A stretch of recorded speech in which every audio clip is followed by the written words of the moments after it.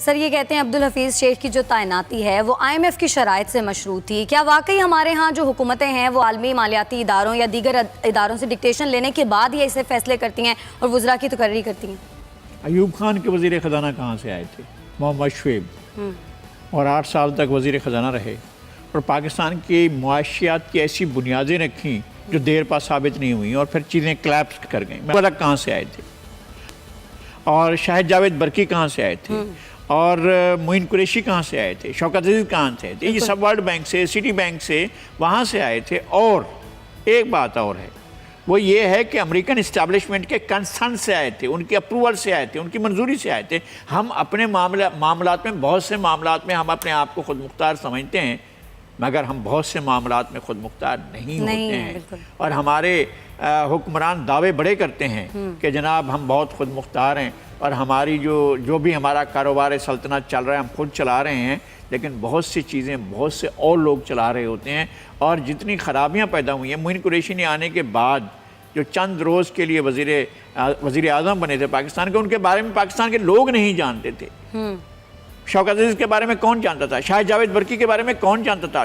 کچھ اکنامسٹ جانتے ہوں گے، پاکستان کے عوام کو معلوم نہیں تھا۔ ایسے آتے ہیں، آسمان سے آتے ہیں اور سیدھے زمین پر آتے ہیں اور جاتے ہیں، کرسیاں رکھی ہوتی ہیں۔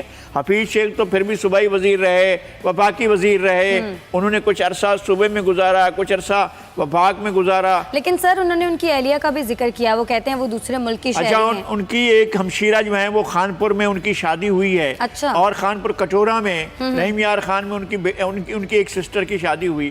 اور تو کیا یعنی کہ اگر کسی کا خاندان ادھر ادھر پھیلا ہوا ہے اور اگر ان کی وائف کا کہیں سے تعلق ہے تو ایسے بہت سے لوگ تھے۔ محبوب الحق کی وائف کون تھیں؟ ان کے بارے میں بتائیں نا۔ باقی لوگ جو ہیں، بہت سے لوگ ہیں ایسے جن کی وائفز کے بارے میں اور ان کے اہل خاندان کے بارے میں اگر سوالات کیے جائیں گے تو بہت دور تک چلی جائے گی، کیونکہ ٹارگٹ کرنا ہے جیکو آباد کا ہے۔ بیک گراؤنڈ جو ہے وہ بہت ہی ہمارے جیسے گاؤں کا آدمی ہے حفیظ شیخ، اس لیے اس پر سوال اٹھانا زیادہ آسان بنتا ہے۔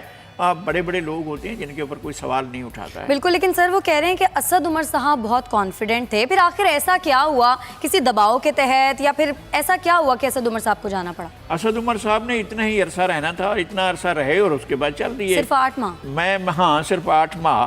اور وہ عمران خان کی آزاد پالیسی کا ایک حصہ تھے۔ جب ان کی پالیسی اس قدر آزاد نہیں رہی تو پھر جانا پڑا اپنا اسد عمر صاحب کو، اور اسد عمر صاحب کے جانے میں کچھ داخلی مجبوریاں ہوں گی، کچھ خارجی مجبوریاں ہوں گی۔ سبسکرائب کریں اور بیل دبائیں تاکہ کوئی خبر رہ نہ جائے۔